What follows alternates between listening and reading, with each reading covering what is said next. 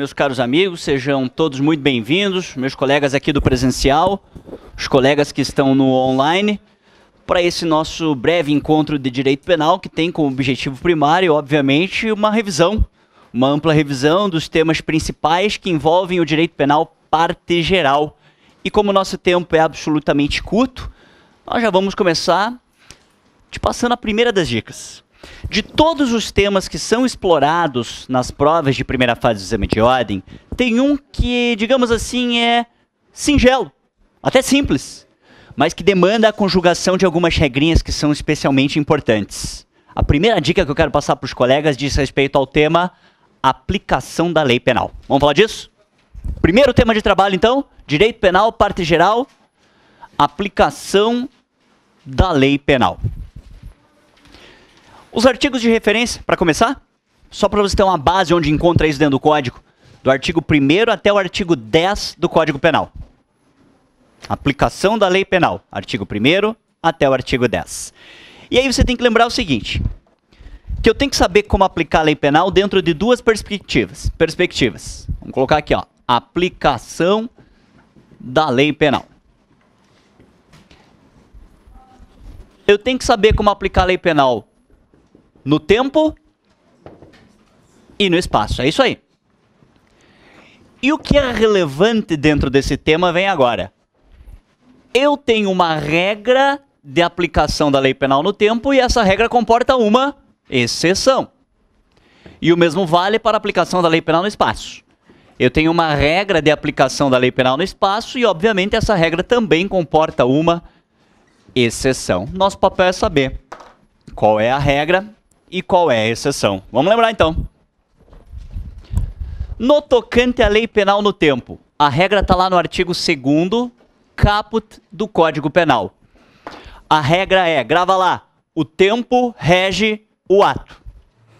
Isto quer dizer que sempre que eu tiver uma sucessão de leis penais, via de regra eu tenho que aplicar a lei penal vigente na época dos...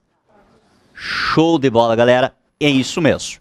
Então, em regra, eu tenho que aplicar a lei penal vigente na época dos fatos. É moleza. Basta ver qual é a data em que o crime foi praticado e qual lei que estava em vigor. A princípio, é ela que tem que ser aplicada. Essa regra só comporta uma exceção. E aí vem o artigo 2º, no seu parágrafo único, e fala da nova lei mais benéfica. Lembra da novatio legis in melius.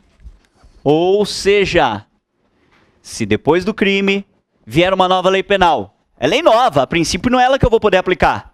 Todavia, se a lei nova for mais benéfica para o acusado, é ela que eu vou aplicar. Lembra dessa palavra? Eu vou ter que aplicar ela retroativamente, ou seja, como se fosse ela a lei vigente na época dos fatos.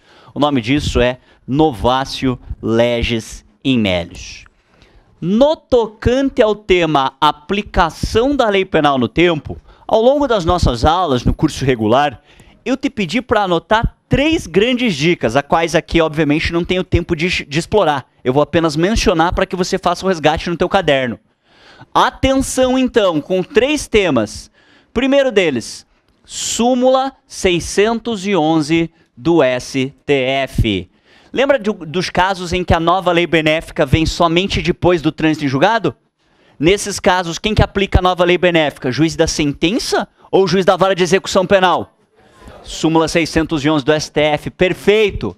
Porra, perfeito. Outra súmula importante, súmula 711 do STF. Lembra dos crimes continuados e dos crimes permanentes? Quando tiver uma sucessão de leis penais durante um crime continuado, durante um crime permanente, lembra do exemplo do sequestro? Durante um sequestro veio um monte de lei penal. Qual delas que eu tenho que aplicar? A última. Ainda que ela seja mais grave que as outras? Sim, mas isso é só para crimes continuados e permanentes. E uma terceira e última dica que eu te dei, de um tema que não é muito comum, mas está expressamente previsto lá no artigo 3º do Código Penal. Lembra das leis temporárias e das leis excepcionais? Se um crime for praticado durante uma lei temporária, qual que é a única lei que tu vai poder aplicar? A própria lei temporária. Por mais que venha uma mais benéfica, depois ainda assim é temporária? Sim, ainda assim é temporária. Sempre que um crime for praticado durante uma lei temporária, tu tem que aplicar ela. artigo 3º do Código Penal. Cara, não tem segredo. Tá tudo expressamente previsto, ou no artigo 2º, ou no artigo 3º, ou nessas duas súmulas. Basta aquela revisão rapidamente, que é o que a gente já está fazendo aqui, né? Agora, saindo um pouco da lei penal no tempo, entrando agora na lei penal no espaço. Aqui eu quero saber quando que eu posso ou não aplicar a lei brasileira.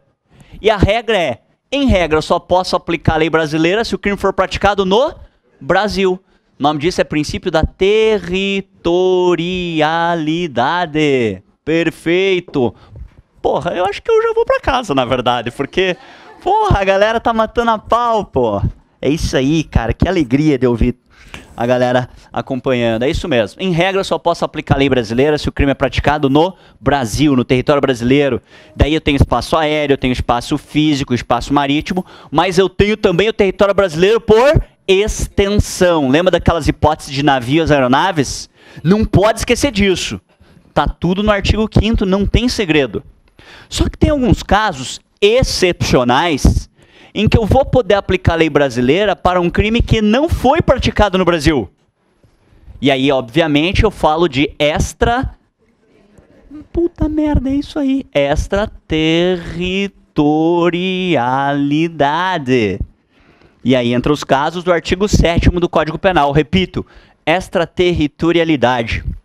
Casos em que eu vou poder aplicar a lei brasileira para um crime que não foi cometido no Brasil. São casos muito especiais.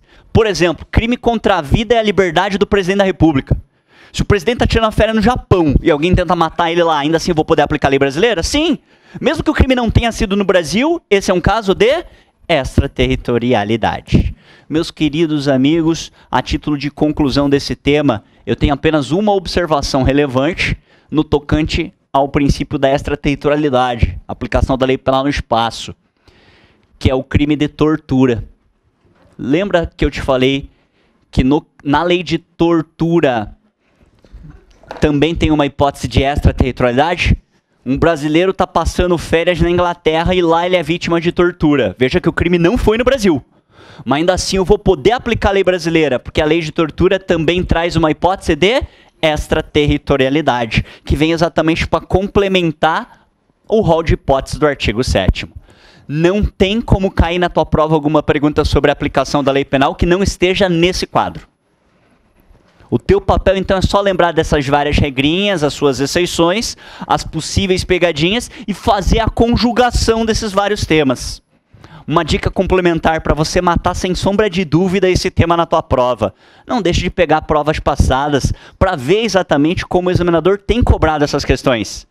Você sabe o conteúdo, você lembra das regras, você tem uma tabelinha para te ajudar a memorizar esse tema. Pô, velho, se você já fez alguma pergunta, você sabe como o examinador vai cobrar. É impossível você errar uma pergunta sobre esse tema. E ó, das 5 perguntas que geralmente vem na prova de primeira fase, das 5 perguntas de penal, geralmente uma é sobre esse tema. Das 5, então, só precisamos saber mais 4. Vamos para a segunda dica? Segunda dica da aula de hoje. Agora, saindo da teoria da norma, entrando na teoria do delito.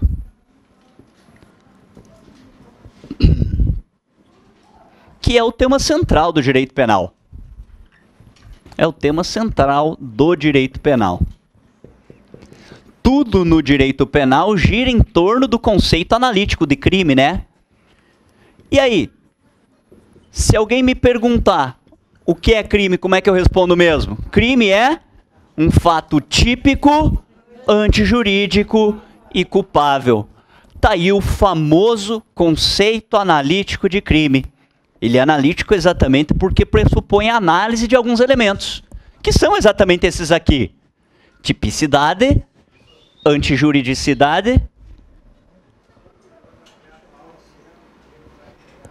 Como é que é? Oi, entra. Entra aí. Olha só. Tem alguém romântico aí. Não sou eu que vou pedir ninguém em casamento. Professor, se o senhor puder chamar Célia Viana. Célia Viana. Se faz presente? Aonde? Aonde? Olha só! Parabéns! Agora conta pra nós, é pedido de casamento, é aniversário?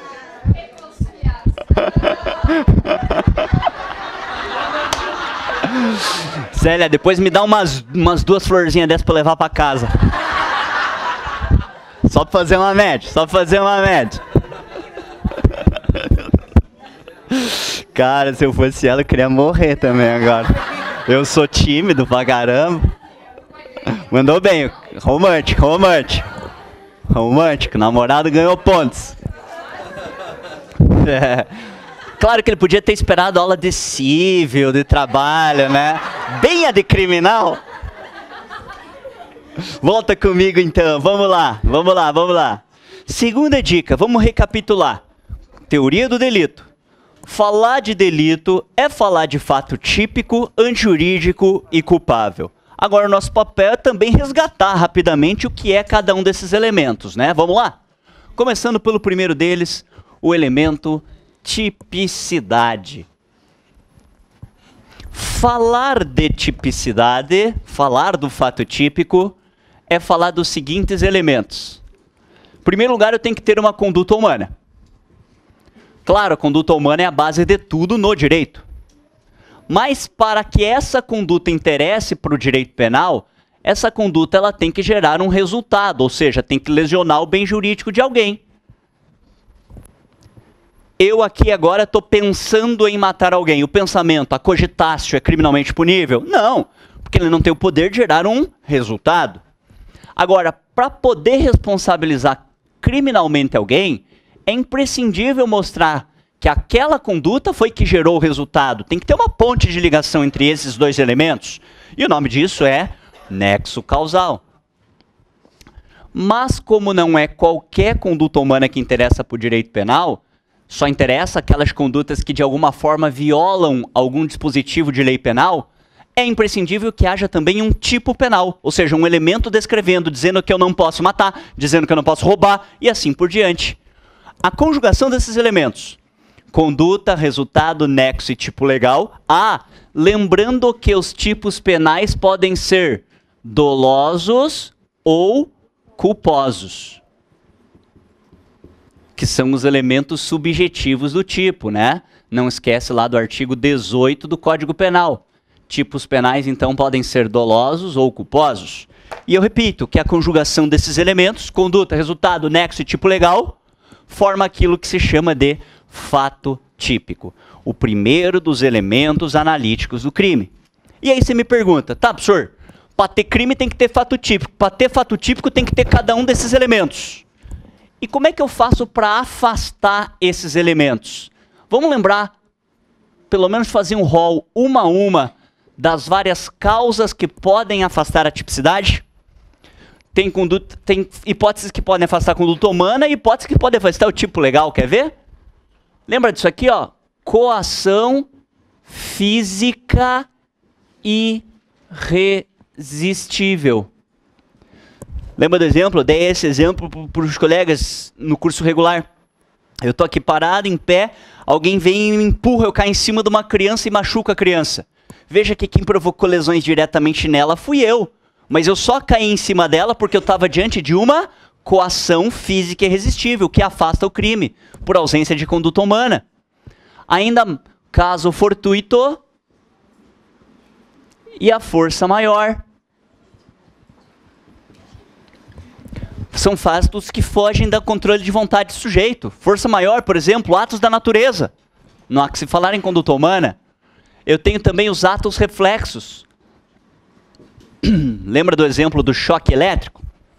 E, por fim, os estados de inconsciência.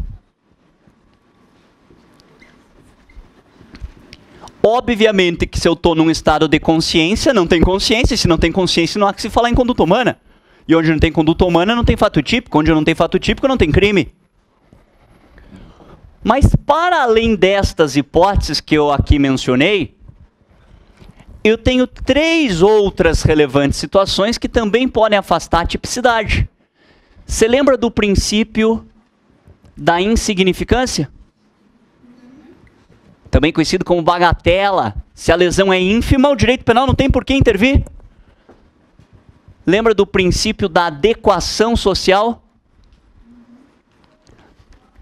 Lesões esportivas, por exemplo, eu te dei o exemplo, 2 lutadores de boxe dentro de um ringue, adequação social. E uma terceira irrelevante hipótese conhecida como erro de tipo. Lembrando que o erro de tipo está lá no artigo 20 do Código Penal. E é uma causa que pode afastar a tipicidade. Cada um dos elementos que estão em vermelho, uma vez comprovados no bojo do processo, afastam a existência do crime. Que é o grande papel, a grande briga do advogado, né? O advogado de defesa, tentar demonstrar a inexistência do crime.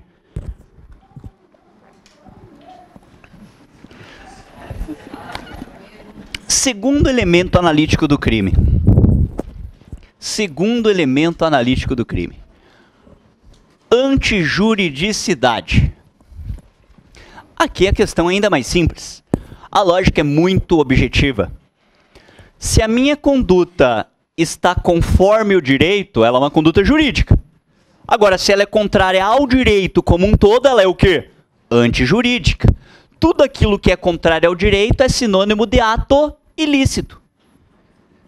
Ou seja, em uma palavra, falar de antijuridicidade é falar de um comportamento que está contrário ao direito como um todo, ao ordenamento jurídico enquanto sistema. Dizer que uma conduta é antijurídica, então, é dizer que a conduta é ilícita. Só que eu não posso esquecer que existem causas justificadoras. Ou seja, causas de exclusão da ilicitude.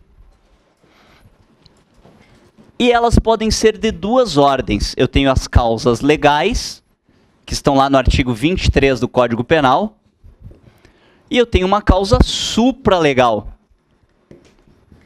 Essa não está prevista em lei, por isso do nome, supralegal.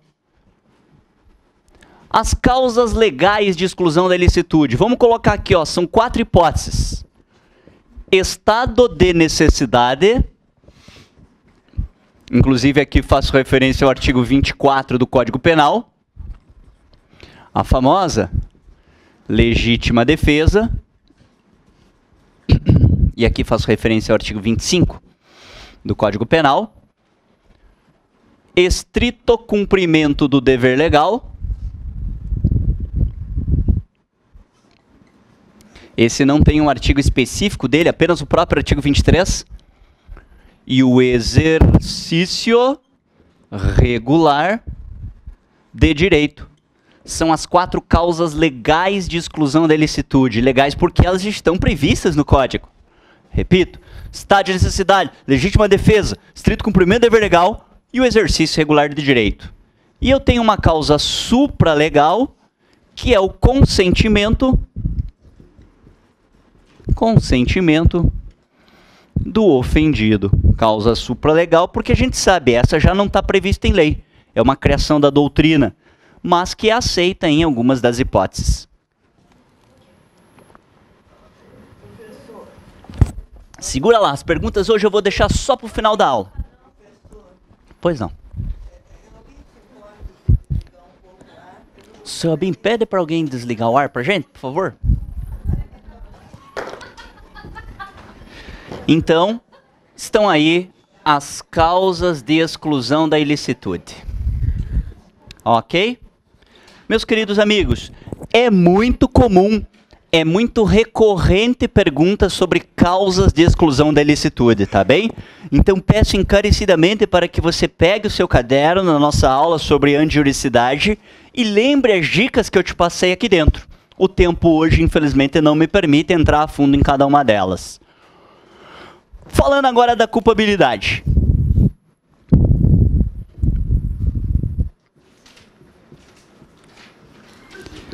Culpabilidade, de acordo com o direito penal, é o juízo de reprovação que recai sobre a conduta do agente. Então, culpabilidade é o juízo de reprovação que recai sobre a conduta do agente. Dizer que a conduta de alguém é reprovável, então é dizer que o cara é culpável, que ele pode ir para a cadeia. Só que para isso acontecer é imprescindível a reunião de 3 requisitos. Em primeiro lugar, imputabilidade, que é o primeiro requisito da culpabilidade. O sujeito tem que ser capaz. Segundo requisito, potencial consciência da ilicitude. Ou seja, ele tem que ter aquela noção do que é certo e do que é errado. Além de ser capaz, ele tem que ter a noção do certo e do errado. E, por fim, exigibilidade de conduta diversa. Ou seja, a exigência de conduta conforme o direito. Se ele reunir os 3 requisitos, ele tem culpabilidade. E se tem culpabilidade, cometer um crime pode receber uma pena. Só que eu não posso esquecer que existem causas de exclusão. Hipóteses que afastam esses elementos. E aí vou citar desde já os artigos. Por exemplo, os artigos 26 a 28 falam sobre capacidade. E ali eu tenho mencionado as causas de exclusão da capacidade. Ou seja, as hipóteses que tornam o indivíduo inimputável. São elas: menoridade, menor de 18 anos é inimputável. Doença mental, doente mental comprovada através de perícia, também é considerado inimputável. Tenho também as hipóteses de desenvolvimento mental incompleto. Lembra a hipótese do índio? Desde que seja um indígena, um silvícola não adaptado, também é considerado inimputável. E por fim, as hipóteses de embriaguez. Desde que seja uma embriaguez completa e acidental, ou seja, não voluntária. Todas essas são hipóteses que afastam o quê? A capacidade, que tornam o indivíduo inimputável. Já a potencial consciência da ilicitude só tem um jeito, que é através do erro de proibição. Assim como eu tenho o erro de tipo enquanto causa de exclusão da tipicidade, eu tenho o erro de proibição enquanto causa de exclusão da culpabilidade. E, por fim, a exigibilidade de conduta diversa. São 2 as hipóteses que podem afastar esse elemento. Quer ver? Quer ver? Quer ver? Olha só. Tu lembra que eu já mencionei a coação física irresistível. Coação física afasta a conduta humana. Já a coação moral, ou seja, grave ameaça, afasta a culpabilidade. Na penúltima prova caiu uma pergunta sobre isso. O problema narrava o caso de uns assaltantes que pegaram o gerente de um banco, uma coisa assim. Um deles forçou o gerente a colocar o dedo no caixa, enquanto o outro ameaçou com uma arma. Ó, forçou colocar o dedo, coação física, afasta a tipicidade. Ameaçou ele com uma arma. Opa, coação moral. Já afasta a culpabilidade. Veja que o desfecho jurídico da situação concreta é distinto, embora em nenhum dos casos haja crime. Além disso, a obediência hierárquica.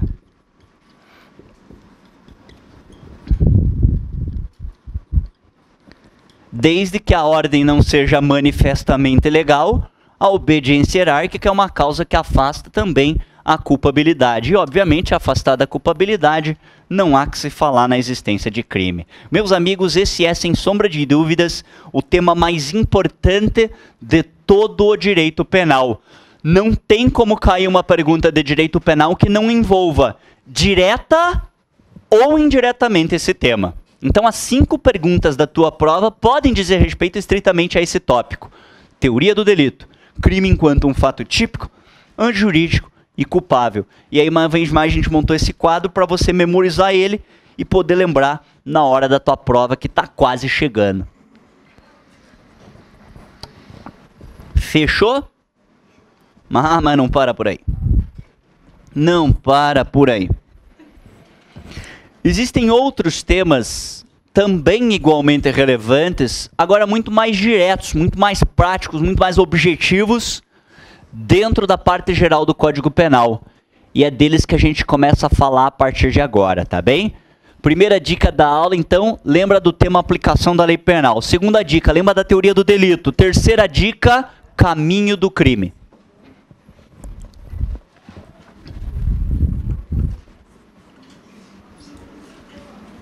Caminho do crime.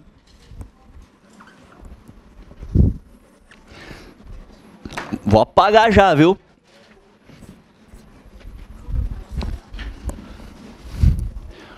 Os artigos de referência moleza, moleza.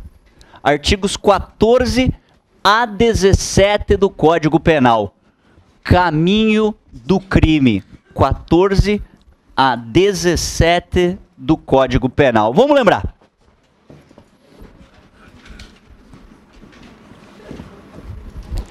De acordo com a doutrina penal, todo crime se perfaz mediante a conjugação de 4 grandes passos. São eles: eu tenho os atos de cogitação,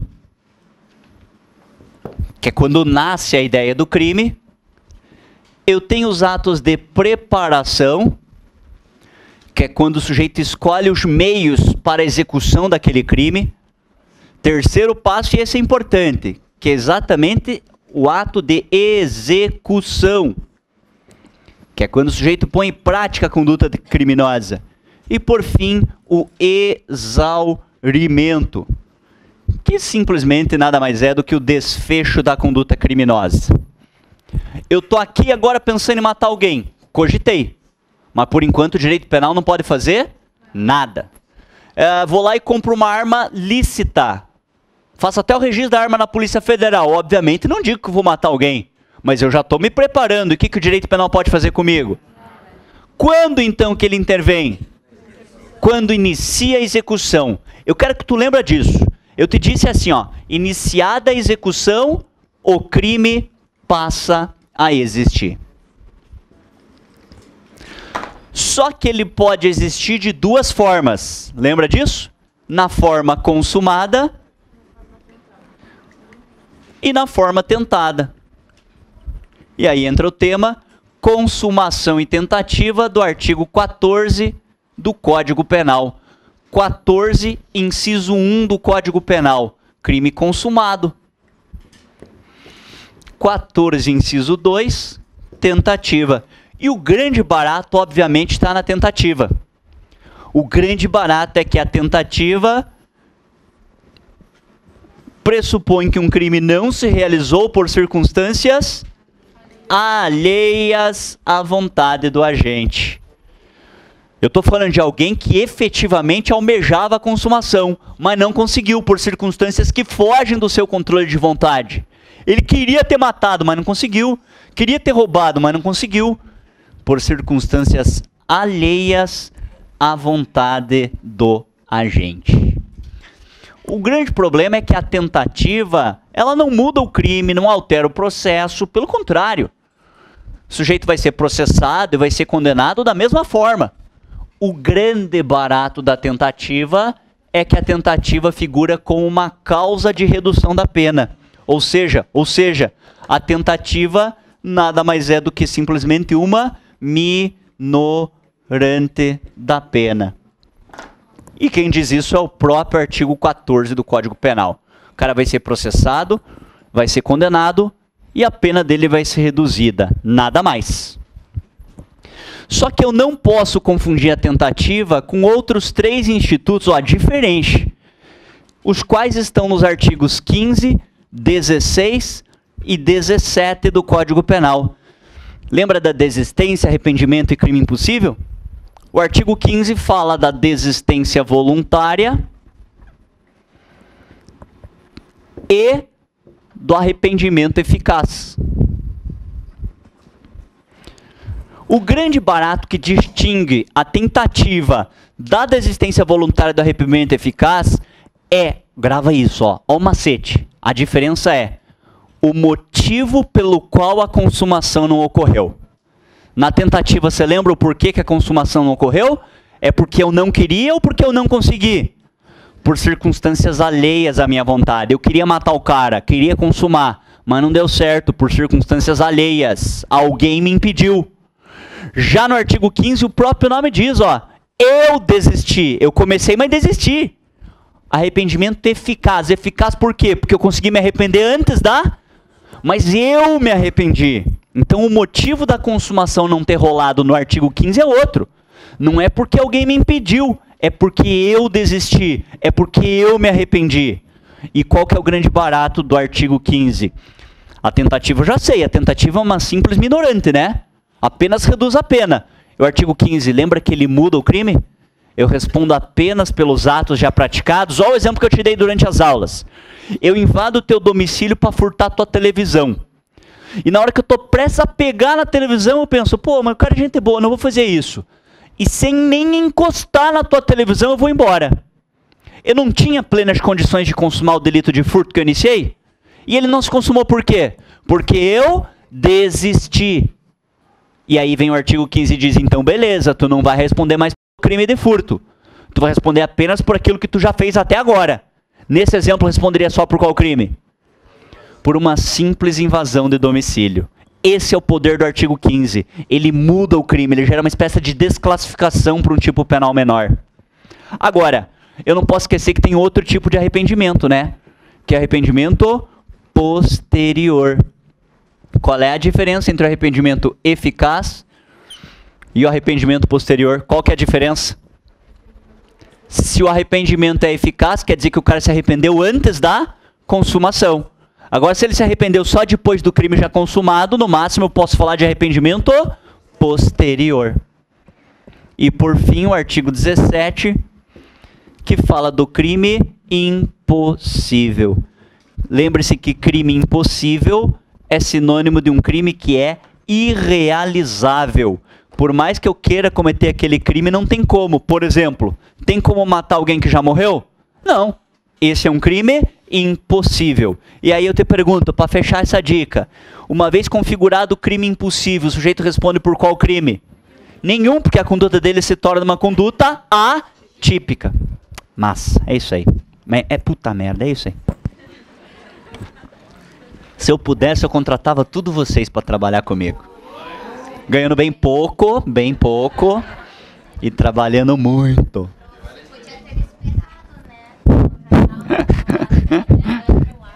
Calma, final do ano tem mais,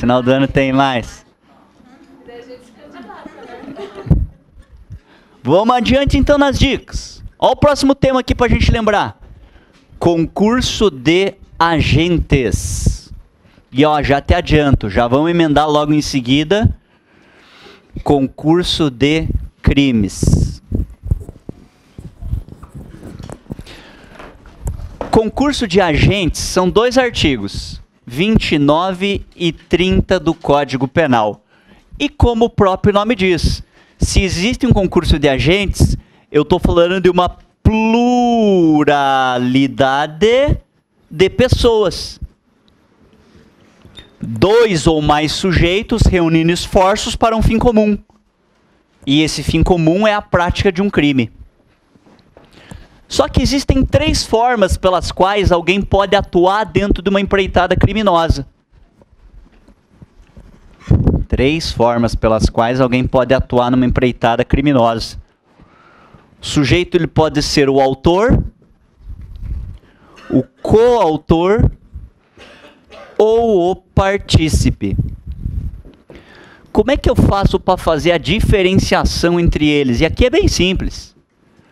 Autor é aquele que tem o domínio final sobre o fato. Quer dizer que ele controla o todo dentro da empreitada criminosa.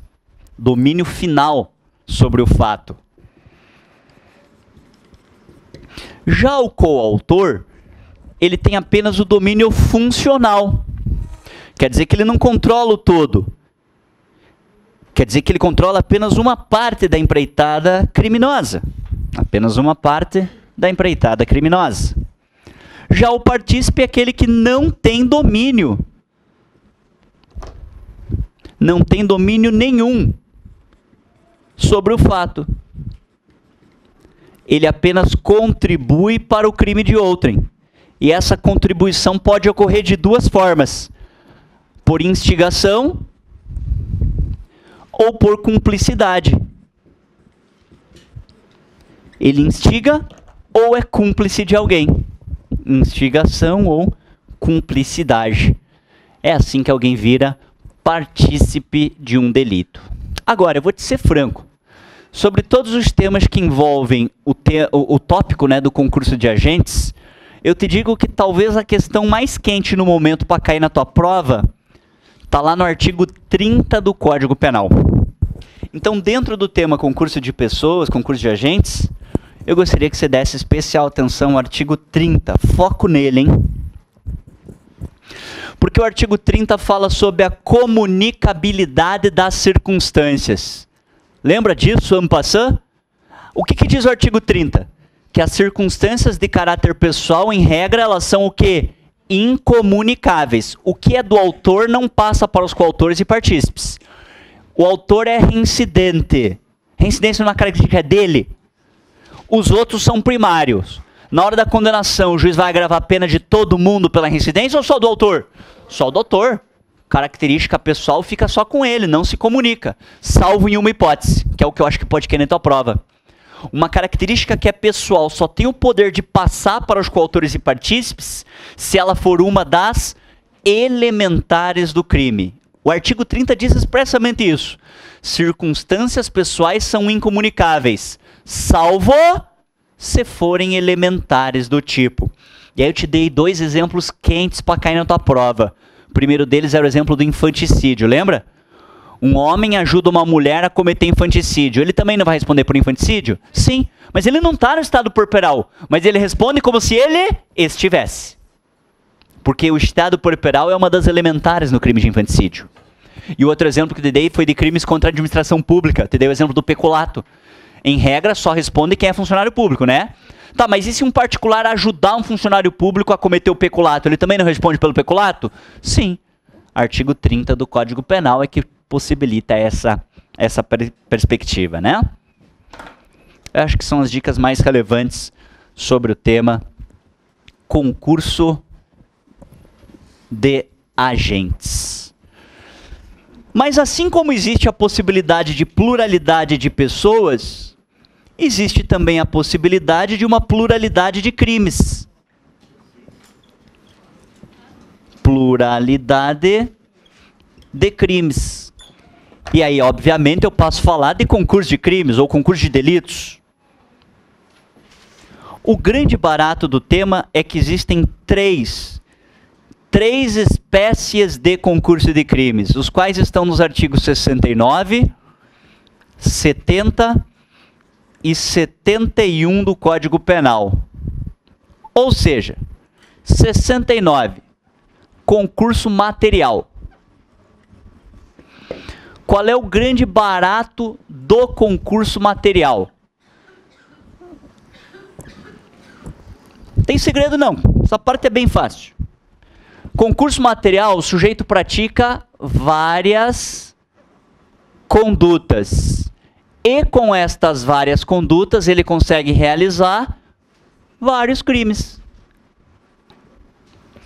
Sujeito estupra a vítima, mata a vítima e oculta o cadáver. 3 condutas geraram 3 crimes. Concurso material.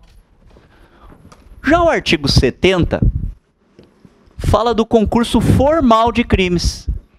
E aqui eu tenho só uma conduta gerando vários crimes. Uma só conduta gerando vários crimes. O sujeito dá um único tiro e esse mesmo tiro, um único tiro, acerta 2 ou 3 pessoas. Uma conduta gerou vários crimes. Concurso formal. Lembrando que o concurso formal pode ser perfeito ou imperfeito. Perfeito se ele tinha uma só vontade. Imperfeito se ele tinha várias vontades, desígnios autônomos. Formal perfeito, uma só vontade. Formal imperfeito, várias vontades, desígnios autônomos.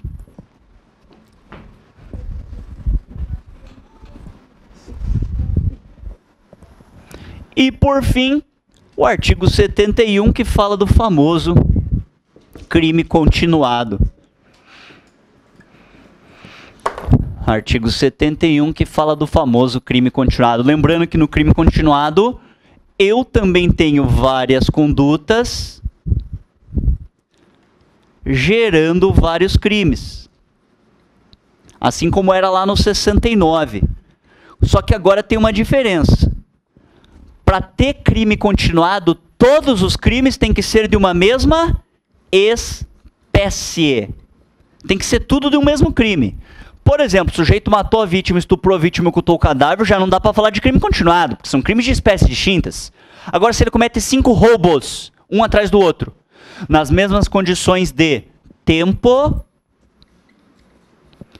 espaço, ou seja, lugar, e com o mesmo modo de execução.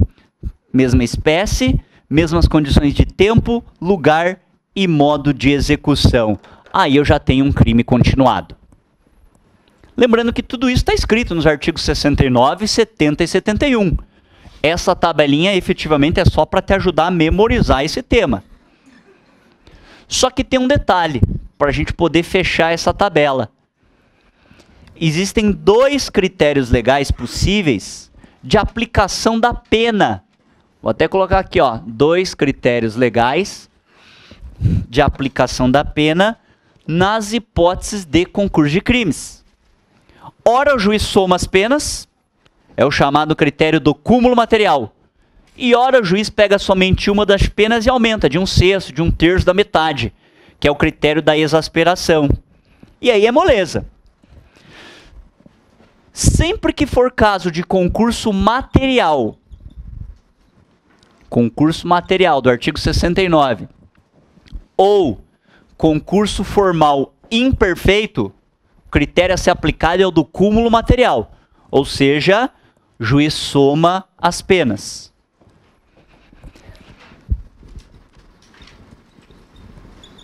Já nas hipóteses de concurso formal perfeito e de crime continuado, aí o critério já muda. Daí já passa a valer o critério da exasperação.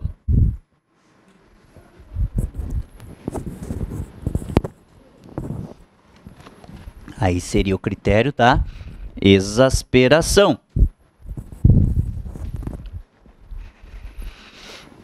Essa tabelinha reflete, resumidamente, tudo que está escrito nos artigos 69, 70 e 71. E, amigo, eu tenho quase certeza que essa vai ser uma das temáticas exploradas na tua prova. Por isso, presta atenção nesse tema. Concurso de crimes. Até aqui tudo beleza? Para a gente fechar a minha aula, o último dos temas que eu quero destacar é um tema que, na verdade, eu já mencionei. Eu só quero te lembrar rapidamente de algumas premissas intrínsecas a esse tema. Teoria do erro no direito penal.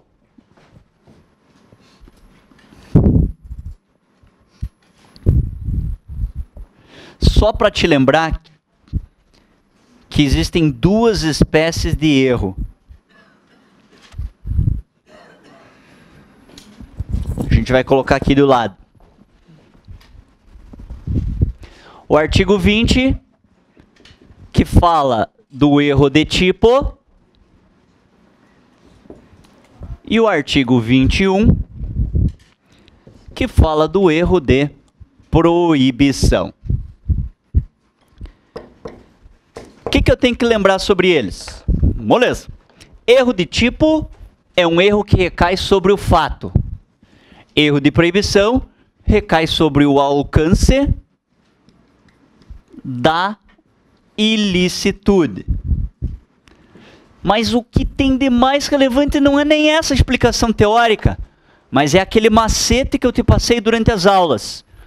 Tu vai olhar no enunciado. O enunciado vai te trazer um caso e vai te perguntar, é erro de tipo ou de proibição? O macete que eu quero que tu lembre, então, é o seguinte. No erro de tipo, o agente ele não sabe exatamente o que ele faz. Ele tem uma falsa percepção da realidade, ou seja, ele erra sobre o fato. Ele não sabe exatamente o que faz. Lembra do exemplo dos guri da floresta caçando urso? Ele sabia que estava atirando num amigo dele, num ser humano, ou pensou que estava matando um urso?